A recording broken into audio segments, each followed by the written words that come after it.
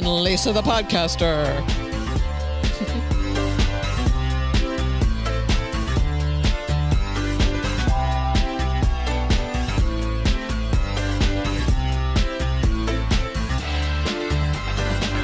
Hey, welcome. You are listening to Frisky Biscuit, the podcast that never should be most of the time, but we make it anyway. We're all about motorhomes, RVs, food trucks, motorcyclists, people on the road, and we want to talk to you. Here's my cohort, Lisa, the podcaster. Welcome to our podcast today. Beautiful Sunday here in Idaho, and it's middle of May. We're getting snow today. It's amazing. Cannot believe, as I look outside, it's actually snowing, and it's, what is this, May? Yeah, May, first week of May. And the thing is, if you listen to Farmer's Almanac, I love Farmer's Almanac. They did say that this year was going to be cold and long and a colder winter. So that's what we're getting. Well, we had these little tidbits, though, of beautiful sunshine and beautiful days. So I'm waiting for more of that. I mean, we can have a day where it's like 75 degrees, and then today it's snowing. Squirrels don't matter, though. They just are out there eating anyway. Mother Nature is absolutely amazing. I'm not liking this kind of amazing. I'm ready for summer. I'm ready to go. We went camping this week. It was a lot of fun. Actually, we went over and we met a woman that is related to Gary. It's his aunt. She turned 100 years old. And she, one thing I loved about June, her name's June, Aunt June, is that she had a really interesting life. And so she's able to, at this point in her life, where she's sitting in her chair a lot, she's got some oxygen going, she's able to have all these great memories. And she's funny. She's really funny, amazing. Too. Well, that's what we all have to have, right? Get out and do it and have all these great memories to remember when we're 100 years old. I'm 73 or 4 years old right now, and I can barely walk half the time. And Aunt June says, "Oh, I'm fine. I'm at least good for a couple more years." Yeah, I know. I'm not telling how old I am. And please don't ask. Lisa looks her age. Oh, some days I do, that's for sure. And I'm sure you guys do too. We're really happy to have you with us today. Our podcast seems to be blipping along okay. And, we have people that are contacting us that we are interviewing. And we got a couple of interesting people today, Ron and Sandy, who are Harley people again. But they're a little bit different than the last one that we talked to, so we're going to be talking to them. We got a good interview with them coming up. And then we have some really interesting things today that Lisa has scouted out that are kind of fascinating, kind of weird, and kind of fun. And by the way, Lisa, let's tell them how to get in touch with us in case they have stuff they want us to search out, talk about. Remember, our podcast is all about motorhome junkies, truckers, especially truckers. We love those guys because if it wasn't for them, nothing would happen in the world. And girls. And I see more and more of the girls out there that are truckers. Yeah. So we like them and the people that are on the road making a living every day, UPS drivers, FedEx drivers, all you people, the people with the Coke trucks, the Pepsi trucks, all you guys are road warriors as far as we're concerned. So let's talk a little bit about what a road warrior is. And we have these stickers for you that are Road Warrior stickers. So we have a lot of them, and we really would like to get them to you and get them out. So if you see us out on the road or you want to get in touch with us, you can email us at friskybiscuitpodcast@gmail.com. You can leave a comment for us on our YouTube channel, Frisky Biscuit. Or our website has it all. It has a link to the YouTube. It has a link to all the podcasts. We're in, 15, 18 different podcast channels. And that is www.frisky-biscuit.com. So just put a dash between Frisky and Biscuit. So we would love to hear from you. And we appreciate those of you that have been writing to us and giving us some feedback, mostly positive feedback. A few little tweakers out there, but we don't mind you too. Tweakers? Not those kind of tweakers. Not those kind of tweakers. But leaves some rad comments that, we all get. So it's just whatever. But we appreciate those of you that are reaching out to us. And we had a great conversation this week with one of a new potential RVers. I mean, there's, what they say, 9 million people in 2021 that went RVing for the first time. And, half of those actually went and tent camped.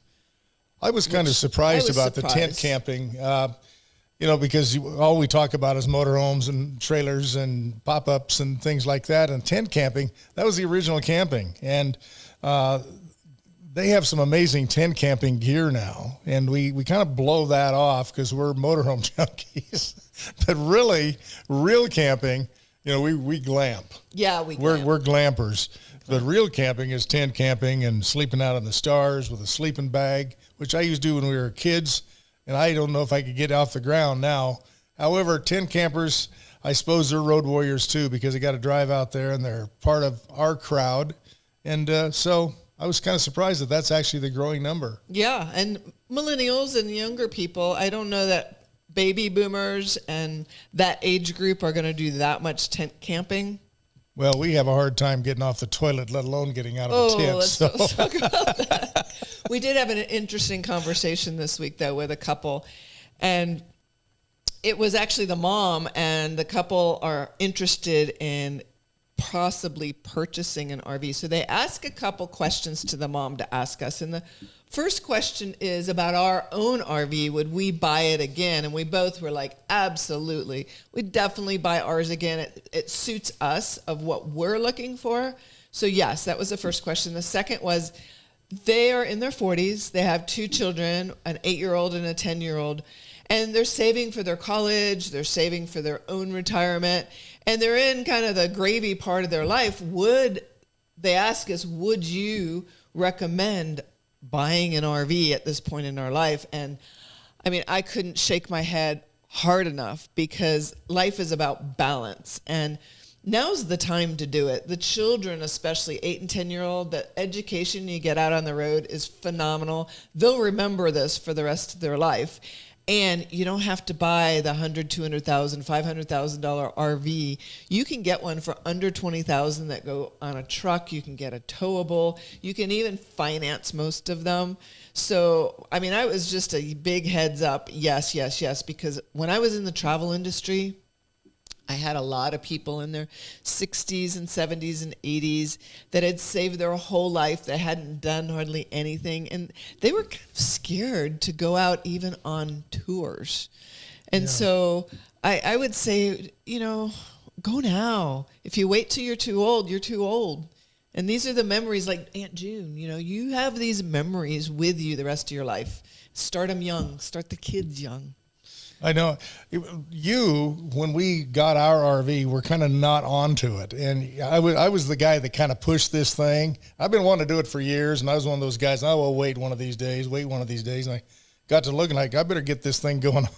And you got a shorter runway now than I used to. Well, I had never camped. I mean, I camped a little bit in Girl Scouts, but I'd never really done a lot of camping. And I always thought of the RV industry as, I don't know, just dirty and people that didn't have homes.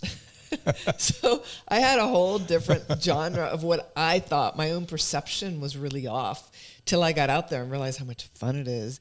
And I love to travel, but I'd always traveled in hotels. And I like to drive. So for me, it worked out really well. And it sounds like for many Americans, it's the thing to do now. It is very cool, and Lisa is a total believer now. She pulls me along because she's ready to go with it all the time. Of course, the rig we have, we're not really called campers; we're called glampers, and what that means is it's not really roughing it. In all fairness to true campers, we're kind of embarrassing, but we really enjoy it. It's fun just to get it on the road and drive somewhere, set your stuff, have your stuff with you all the time. So you got all your stuff, you got your bed, and you can stop and cook anywhere you want. That's what's kind of fun, we think. And I think the thing about camping, whether it's in a tent, whether it's an RV, even the road warriors, is you don't have the same day-to-day habits. Everything changes when you go out on the road. So whether you're in a really fancy rig or whether you're camping, it's work. There's always problems that come up, but those are the fun part. It's just like, how do you deal with that? And it makes your life, I think, better because you're able to deal with things easier. Right. Maybe not easier, more effectively, because you think it through differently. Totally. And I love the third question. It's something that I have never had before. They said, okay, this was their this is a strange one. third question. Okay, when you buy your RV, would you go and sleep in your RV, or do you just take it from hotel to hotel? Now stop and think about that for a second. I mean, what would be the point of even having this stupid thing if you're going to stay in hotels? In fact, as we told this person, our RV is actually more comfortable than a hotel room. And the bed is amazing. By the way, the beds in these things, all of them are pretty darn good. Yeah. Like you can spend $4,000 on a mattress at home, and it's edgy. But these RVs, every time you lay on one of them, it's actually pretty comfortable. We actually bought the mattress that's in our RV for our bed. We did. Yeah. We thought, God, that is so good. We bought it. It was really inexpensive. Yeah. I mean, the RV mattresses are great, and they don't cost that much. Yeah, kind of a great kept secret. The premise of their question was they had children that were in sports, and they were going from sport place to sport place for the children to do their activities. So that was the premise of their question was, do you just stay in a hotel and use this as your traveling vehicle? And we're like, no. Anyway, we definitely use our RV, and we do not. We haven't really stayed in a hotel. In fact, one of the funny things in Boise, we once in a while before we had this thing would stay at the Riverside Hotel over in Boise, which is a beautiful place. And now that we have the RV, the only thing we really want from the Riverside Hotel is their parking lot. We pay them the price of a motel room to stay in their parking lot and stay in our own RV. Yeah, and we love their restaurant. We love the hotel. It's really a lot of fun. People are really nice. We'd much rather stay in our RV. Hey, and if you're in California, one of the things to beware of is the generator situation. Oh, boy. They're saying now that by 2024, you significantly have to have fewer emissions with your generator, and by 2028, they can't have any emissions. And, you know, Cummins, who makes most all generators, said their principal motorhome manufacturer, they can't do that. So they are going to stop producing the gasoline and the propane generators for the state of California. So if you live in California and even traveling through California in the next few years, that's something to look at. Maybe just have your solar beefed up. Well, you better have a diesel generator. Thank goodness we went with a diesel option, because propane and gas, they're attempting in California to make those illegal if you have a generator powered by those. But they never said anything about diesel, and that's what we have in ours. Yeah. Which is kind of convenient because it just sips off the diesel tank in the truck. And well, even though diesel's a little more expensive, we found for our engine we have a lot more power. And, you know, we're just mindful of how we drive and where we drive, and we're not wasting. We never really did anyway, but it may be a little more expensive, but it's so much more efficient.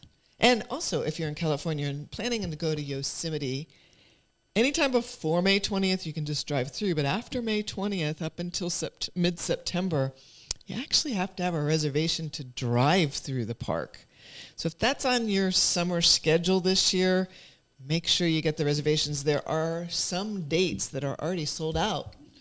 That is amazing. I remember you used to be able just to drive to these parks and just drive through them, like Yellowstone, Yosemite, Glacier, and now you got to have a reservation. So I don't know what that means. Does that mean more people are camping, more people are aware, more people because of COVID people are out on the road? Well, I'm thinking maybe it's because of COVID. People decided to get out there and see America, and they were so isolated for so long that they're exploding now. Yeah, and, yeah. A lot of them are stopping though. You know, they went out once and they realized that the campgrounds are crowded, or it's a lot of work to get out there, and they decided not to go out there.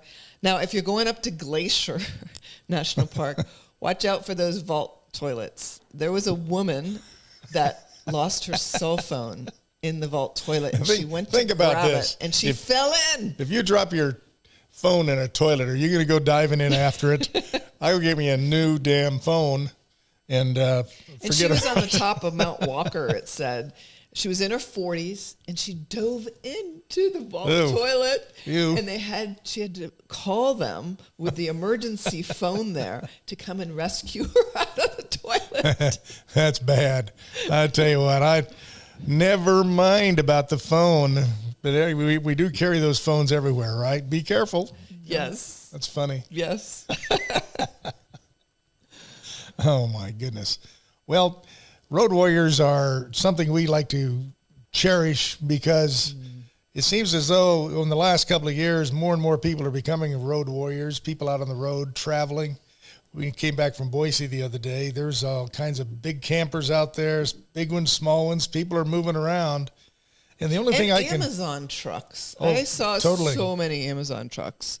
And they're all different. They're some Dodge, some Mercedes, some Ford. It's like Amazon's struggling just to get what they can get.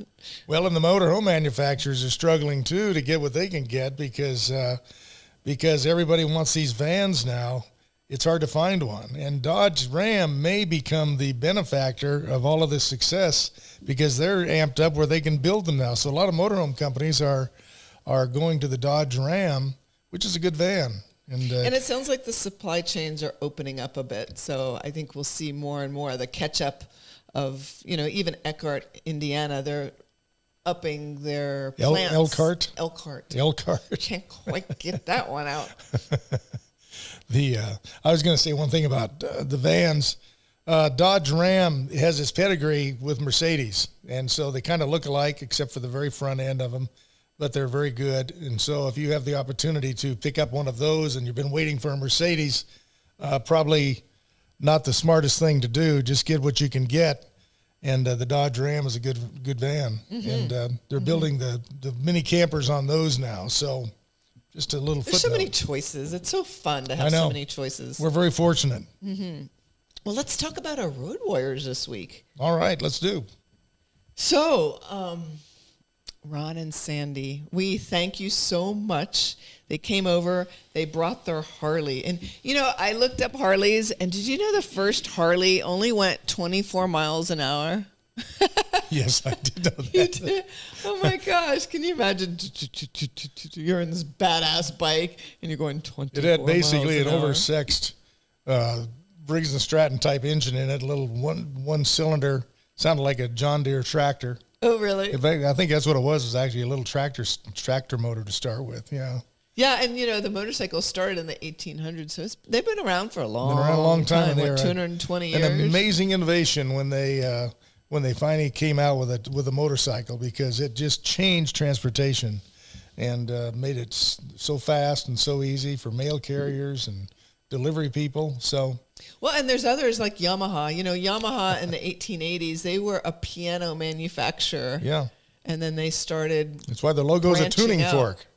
Oh, I didn't know A lot of people didn't realize it's 3 tuning forks. That's what the Yamaha logo is. Interesting. Yeah. And then Suzuki, they were in the weaving looms of the silk industry. That's what I'm trying to say, the silk industry. And then they wanted to branch out. And that was also back in the late 1800s, early 1900s, and they got into their cars and they got into their motorcycles. So that was kind of fascinating to read a little bit more about motorcycles.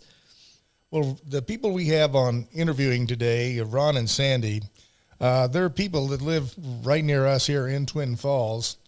And one of the reasons we wanted to talk to them is they are a friend of ours. And we got to meet them through this person.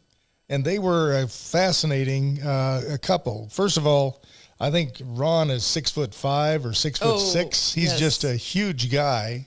And his wife is just a genius, and she's very, very sharp, high level. And a vet. I was surprised at that. She's a female vet, and she's a female marksman, and there's a lot to her. And these people are fascinating, and they're a couple of the nicest people that you would ever meet. So let's, without further ado, as they say, let's go ahead and go to Lisa talking to Ron and Sandy, and then we will talk about it a little bit more when we come back. Well, welcome to the Frisky Biscuit Podcast. We thank you for coming. Mm-hmm. Tell our audience who you are and a little bit about yourself. Well, I'm Ron. This is my wife, Sandy, and we are from Twin Falls, Idaho. And we ride with the MC. Hi, MC. Oh, I'm not sorry, RC. What's RC? RC is a riding club. Okay. 501c3. Okay. Yeah, and we raise money to help children, kids, families. And this, want to talk about where you're from, though? Well, I'm originally from California, but I'm a true Idahoan now. I've been here 20 years. So. And how long have you had your bike? How long have you ridden? Oh, geez. Guess you've got a beautiful bike. He's ridden for years. I've ridden for years. That was our first date, wasn't it? No. My dad's ridden for years, but. How did you choose the bike that you have? The one current? Yeah. Or even your first one. How many do you have? How many have you got? We just have just this one here. Our first bike was an 07 Road Glide. But it didn't have the tour packs on it in the back, where she can lean on the back. I see. It just had the backrest, so it really wasn't really comfortable for her. He spoiled me. So we've seen this one here. It's got the tour pack on it. It was a used bike. It's a 14, but it only had 6,000 miles on it, which isn't much. I mean, the bike was still brand new, kind of. And you love the color. You love the burnt whiskey. Oh, it's called Amber Whiskey. Amber whiskey. Yeah. And it's a 1 year model. It's called the Rushmore Project, named after Mount Rushmore. It's just got different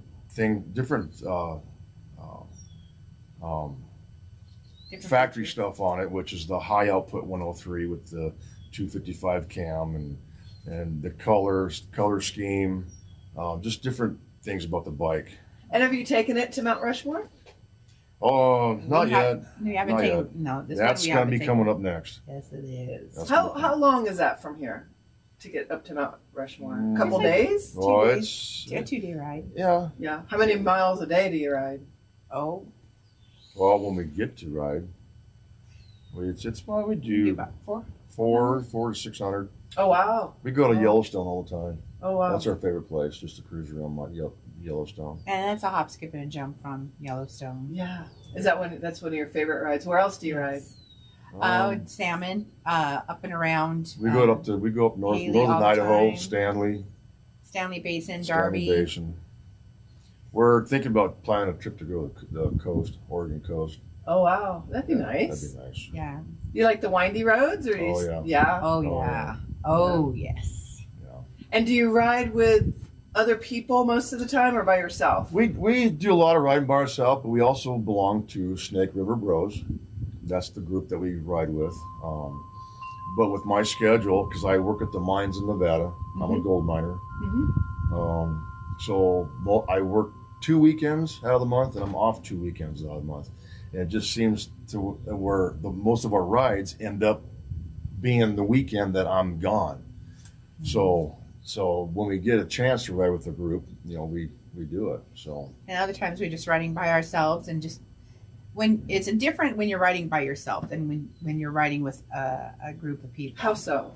Well, I get more amped up when I'm riding with a group of people, because you're riding in formation, and it's tight like formation, and it's just a seeing your awesome friends experience. Riding along with you, just like you kind of get excited and joke around and play around. And then there's us riding by ourselves, where we're just laid back and just enjoying ourselves. Right. Just enjoying ourselves, looking at wildlife and the sky. And it's we've done the car thing. We'll just take the car and go here for a vacation or whatever, or just go here for the weekend. Well, being in a vehicle, you're enclosed. You don't really get to enjoy the outside. When she's on the back of that bike, she's got full 360-degree view of what's going on. And every time I look in my mirror, I look back there, and she just has this shit-eating grin on her face. I'm knowing she's liking this. I love it. Because you don't get that in the car. Yes, you don't. So it's the air, the smells, the outside. The air, the fresh outside smells. Whether you're in the pine forest or if you're in the country, it's just feeling the sun on you. The sun, the heat from the sun on your face or your arms. And tell us about your nonprofit, how you raise money. What do you do with that? Well, like I said, we're a 501c3. Right. And we raise money for children. Medical expenses and so forth can be overwhelming for families. So how do we do it, though? We raise money by doing poker runs, activities. We have coming up on the 15th and 16th of July, we have our Rally in the Valley that's taking place. First time at the Twin Falls County Fairgrounds here. And we've got some great lineups. Friday night is rock night. Saturday night is country night. We've got Colt Ford coming in for country night. We've got an overtime. You know, can't miss overtime. He's awesome as well. A great guy. Let's see. Well, so basically, how it works is whenever we do these rides, everybody who shows up, it costs $20 an adult to go on these rides. Well, it varies. So say a poker ride. What's a poker ride? Well, for somebody like me that doesn't do that, what is it? Well, the you pay in for you and your passenger you pay in, and you would go to all these different stops, roll some dice, and at the end, one with the highest, and you get a card. Yeah. Oh. Playing card. Okay. So at the end of the ride, whoever has the best hand, or the crappiest hand, they split the pot. I see. But half that pot, majority of that pot goes into Well, no, it depends on the winners. They will donate their shares to go towards the children's fund. And so we raise this money, and then families come to us whether they need food, you know, whatever. Maybe they had a house fire, something's happened, accidents happen. They might have cancer, whatever. We're here to help those families out in any way we can. But the biggest moneymaker is the Rally in the Valley, because most of the proceeds that come out of that, besides, you know, paying the bands and whatnot, goes to the children. It goes to a special account that we have that goes into that account. What people don't realize is the Rally in the Valley is much more than it's just people. It's not a big biker party.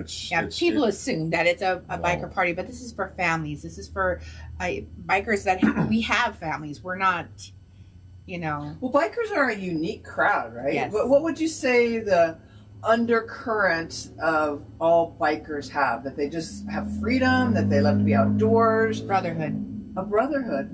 Brotherhood. We've got each other's backs. That's the number one thing. We always have each other's back, whether we're riding or we never leave a man down. We never leave a man behind. We always have our sisters and our brothers' backs. Nice. If you see, it doesn't matter if we're in a car or truck, whatever we're in, if we see a bike pulled over to the side, we're there to help them out in any way possible. You know, you just don't know the situations. Because it's a group of people from all over, right? All walks of life. There's not any one set group, right? I mean, there are so many bike groups out there, and there's just so you've got lawyers, doctors, nurses. You have middle class workers, people who are just making by, but they'll do anything they can just to get on that bike and ride. Nice. It's brotherhood, freedom. There's not another feeling like it. It's because you're out in the open. You're not cooped up in a vehicle. You know, you're breathing that fresh air going down the highway. You know, it's like when we go to Yellowstone. I mean, just the fresh, clean air and just the looking at what nature provided for us and enjoying that out in the open instead of in a vehicle. There's nothing like it. Nice. There's nothing like it. And, you know, for those young people that haven't ridden bikes, that might want to get a bike, that's their dream, from your experience all these years, what would your recommendations and some of your knowledge that you've learned over the years, what would you like to convey to them? Don't be a fool. Take your classes. Take classes. Take your motorcycle classes. And ride a while before even thinking about going and riding with a group, because it's a different situation. You can cause accidents. And if you're going to start riding with a group, you ride in the back. And that way, you until you feel safer and more confident in riding and your riding abilities. But don't ever be a fool on a bike, because accidents happen. The thing is that there's a lot of, you're a target out there. People aren't looking out for us. And you have to be aware at all times, because somebody's going to take you out. It's not if, but when. And like my dad, I was 11 years old. My dad was killed on a bike when I was 11. And well, it was kind of a different scenario. He went through, this was in Reno. He went through an intersection the same time a pickup did. There was no stop sign either direction, no yield sign. It was just like an honor thing, an honor intersection. You know, he went through the same time a pickup did, and he hit that truck side head on the side, and it killed him instantly. So as driving or riding a motorcycle, you're more on the defensive all the time than offensive. Oh, so yes. that's what you would Yes. suggest Yes. to young bikers and young people getting into the field. Yes, I mean, it's, you know, my mom told me, she goes, "You'll never get on a bike after what happened to your dad." I said, "No, yes, I will be on a bike." You know, if my dad were here today, he'd say, "Get on that damn bike, that damn bike, and ride that bike." And you are. And I am. It's in my blood. You know, but like I say, we are a target out there. It's up to you to be observant of your surroundings, because you don't know when it's coming. Yeah.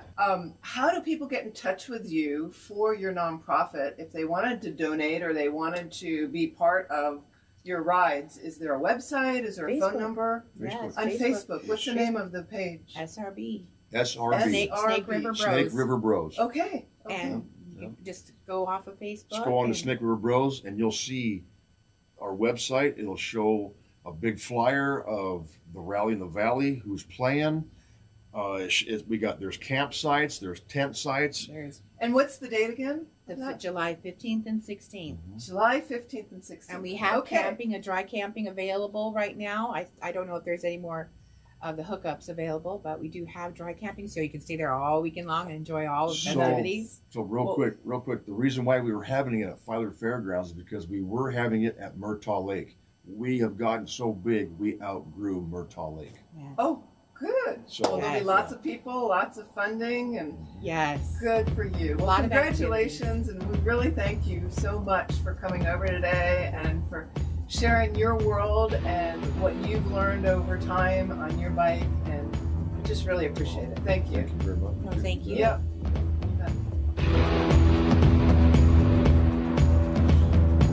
All right, there you go. That's Ron and Sandy, our local Harley folks here in Twin Falls, Idaho. They were very good people, and we really appreciate them taking time with us here at Frisky Biscuit and letting us get to know them a little bit and talk about their life as Harley riders and motorcyclists. And they were big on really stressing safety. Yes, especially since his dad had passed away. Yeah. And good for him for getting back on the bike and taking his chances and running and riding away. If you want to see them, you can see them on our YouTube channel. We really would appreciate on the YouTube channel, too, if you would subscribe and like. The reason being is we are working to get 1,000 people on our YouTube channel, because once you pass that embarkation mark of 1,000, you can go live. And that's what we really would like to do, is go interview you live and go around live in our own motorhome and on being our own road warriors to find you and to meet you. You can also listen to them on all the podcast channels. And we ask you, if you're on a podcast channel, to also download the episode or all the episodes, because it helps us get our numbers up again. And that's really what we're attempting to do right now, is to build our numbers for sponsorships, for the ability to get out there more. Absolutely. And anything you can do, we appreciate. We appreciate you talking to other people, telling about Frisky Biscuit, and let them know about us and listen to us. If maybe they like us, maybe they don't. We're not for everybody. But we're really working at growing this, and when we get out on the road this summer in our rig, we're going to take this with us. That's why we'd like to be able to do this, stream this, and we're prepared to do it. We've got the equipment to do it now, and what we have to have is a few sign-up numbers, not a lot, just 1,000, to get that channel rolling. And we can run all the cameras, and you can see where we're at. You can meet us there where we're at. Yeah. I think it's going to be a lot of fun. It's just in order to do that, we have to have some numbers. We have to have some numbers, and we're going to be in some beautiful places we'd like to share with you. So yeah, so tell all your friends. We'd appreciate it. Absolutely. I just always kind of blow this off, but it's probably time for us to really have a word from our sponsor. And our sponsor is Mooseye Grantology. And Miss Lisa, my cohort and partner here, is the owner of that company, who is a master grant writer. So I'll let Lisa tell you a little bit more about what she does with Mooseye Grantology. Mooseye, yes, we love the moose and we love writing. So we have a team of writers that we work on grants for nonprofits. We also help nonprofits that are less than 3 years old. Generally, you will not receive grants or won't be looked at for grants in the grant kingdom if you're not seasoned a little bit. So if you're a new nonprofit, we can sit down with you and help devise a plan to put those pieces in place so when you get to that 3-4 year mark, that you're more apt to receive grants. And you can come to us. We can help you with your grant writing. Grant writing isn't just writing like you would in school or some type of academic writing. It's more of telling a story and putting a play together for your organization and your mission to work with what they're giving funding for. And so we do that for you. So if you need some help, you can contact us through our website, MooseyGrantology.com. So love to hear from you. Nice. We appreciate your help with this. This wouldn't be possible without our help putting all this together. And if you have a nonprofit, let Lisa help you, because there's we talking to people all the time, just like the people, Ron and Sandy with their nonprofit. There's plenty of money out there for people, and she knows how to hunt it and find it for you and write the proper proposal so you can get it. And structure it in the correct way, because a lot of the young nonprofits aren't sure where to go, how to put the pieces together of what the funders are looking for. And there's it's very specific. So if you don't know what you're doing, give us a call. Well, back to Frisky News now. You had some other interesting things on your agenda here to talk about today, and we got just a few minutes left. So let's talk about hunting. Hunting and motorhoming. Yeah, with the motorhomes, people do all kinds of fun things out on the road. They go take their ATVs, they go fishing, they go hunting. And one of the things with hunting, if you're going to Pennsylvania, the law doesn't require you to have a fishing license, but it does require the homeowner, the landowner, you must have a hunting license to hunt. And I have a couple of these, and I ask you to start thinking about, where did these laws come from? Like, what happened? Who writes some of these stupid laws? I tell you, why would you have to have a hunting license to hunt on your own property? I know. That doesn't make sense. I know, and that's only in Pennsylvania. If you go to New York, if you're hunting an endangered species, maybe, but just hunting pheasants and rabbits and stuff like that. I know. Well, it's property. Pennsylvania, That explains everything. So those of you in Pennsylvania, watch out. If you're in New York, though, it's illegal to shoot a rabbit from a moving trolley. So if you see a rabbit out there and you're in a trolley that's moving, do not shoot it. That is against the law. But in Kansas, it's illegal to shoot rabbits from a motorboat. So make sure you know your states. If you're in New York and you're on a motorboat, you can shoot the rabbit. But if you're on a trolley, you can't. I'll tell you what, for all you people who own trolleys, you better watch out. You have been notified by Frisky Biscuit about hunting from that trolley. Yes. And if you're a bow hunter, which I'm a bow shooter. I don't hunt with my bow. However, a lot of people that I shoot with do hunt with their bow. I'm more of a target shooter. But if you're in New Hampshire, you better put your name and your address on your arrows, because that's your law. And you do lose arrows a lot more outside than you do inside. We usually break them. Outside, you just lose them because you're having to adjust your sight to where you're shooting at. So make sure you put your name and your address on it in New Hampshire, which is kind of odd. Nobody does that. And I wonder when that law got on the books. Speaking of Lisa and her bow, you do not want to piss her off, because she'll have a bullseye on your rear end, And that's called elder abuse around here. And I'm getting better and better at it, so you better watch out. Starting to shoot those X's a lot more. All right, so did you know you can legally hunt rabbits, squirrels, and other fur-bearing animals in Connecticut?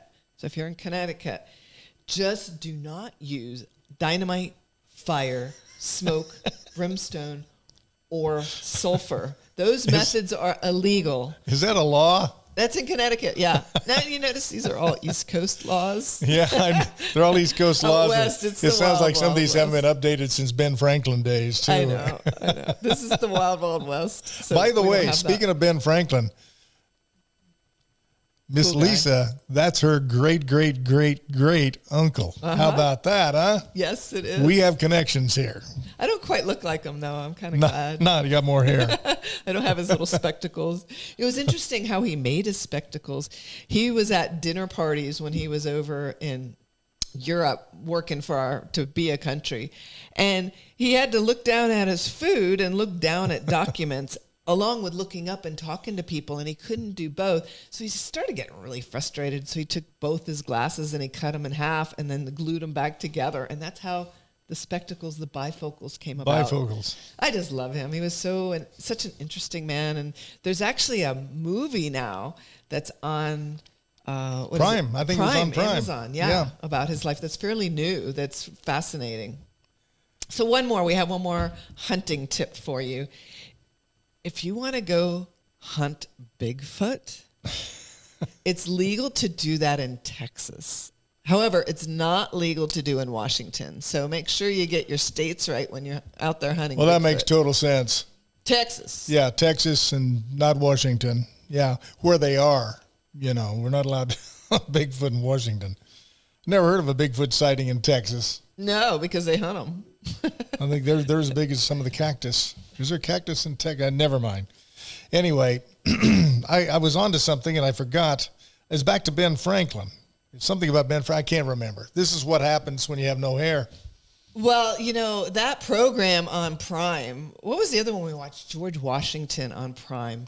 Newt Gingrich just put out a new one on George Washington that's fascinating. I didn't realize what an amazing individual he actually was and what his life was about and the challenges and the courage that he went through for you and I.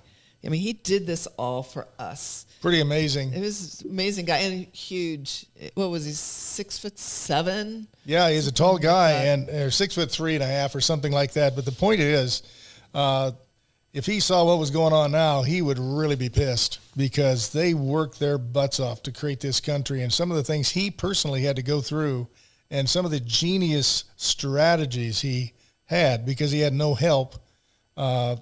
His army was the third son that didn't inherit anything, and 20% were Native American or black people. So I don't know if that's politically correct anymore, but we love you. You guys were the ones that helped us too. 20% made of a huge difference. I know what it is that I was attempting to think of just a moment ago when I had a senior moment. Is Lisa is a member of the Daughters of the Revolution, American Revolution, DAR, and it has nothing to do with Frisky Biscuit really or Road Warriors, but I thought it was very interesting. Some of you may not even be unaware of this even exists. Tell them a little bit about what DAR is. DAR is Daughters of the American Revolution. So any of you that are a daughter or they're sons of the American Revolution that have a patriot in your background that fought in one of the original wars or was involved with it or was a scribe or something to do with the era, that you can become part of that chapter. And we do a lot of service organization things for veterans, for the cemeteries. We just honor the people in our heritage and all the heritage that made this great country available for us. So it's a wonderful organization. And I also want to give a shout out to Dinesh D'Souza for his 2000 Mules. If you have not watched that, go to 2000mules.com on their website. Watch that. Tell all your friends and give us a shout out of what you think about that. That is, we watched it last night. It was a live presentation. It was amazing. And if you're an American, you got to watch that. Don't worry about party affiliation. Yeah, it has nothing to do with party. It's This about is just all of real us. serious stuff that all of us have to pay attention to. So today was kind of patriotic day in a way, kind of feel that way. I think it's time for all of us to wake up a little bit here in America and say, okay, let's get this thing back under control and be humane again. And keep our freedom. That's our why freedom. we're here, is Yep. our freedom. Yep. Well, guess what? We have exhausted our little bit of time here that we are allotted here on Frisky Biscuit. That went fast. It went fast, and we really appreciate all of you watching. And one more time, Lisa, just tell them the links for our websites and YouTube so they can pile on. Sure, YouTube's easy. It's Frisky Biscuit Podcast, YouTube. Then you can go to our website, which has all of it on it. It's www.frisky-biscuit.com. So just put the dash in between Frisky and Biscuit. And then also any of the podcast channels. You know, there's Stitcher, there's Deezer, there's Spotify, Apple, Google, all of them. We're on there. And we'd love for you if you download and then subscribe on That was YouTube. impressive. You remembered a lot of those. Absolutely. Well, I look at them. Skitcher and Scratcher. Because I love talking to you guys, so it's fun. Well, I tell you what, we really have fun doing this, if you cannot tell. And some days are better than others. Some days we're a little more asleep, and other days we're a little more awake. But it doesn't matter. We want to hear from you, so get in touch with us. Let us know some of the stuff you want us to check out, talk about, or if you want to talk to us or even be interviewed. If you're a road warrior, we would love to have the opportunity to meet you. And remember, sign up on YouTube. What they say, subscribe, hit the notification bell so we get those 1,000 subscribers, because once we have that, we're going to start streaming live. And write us a comment. Please. Yeah. Till next time, this is Dr. G and Lisa. saying bye-bye. We love all of you. Thank you so much for watching and listening. Bye. Bye-bye.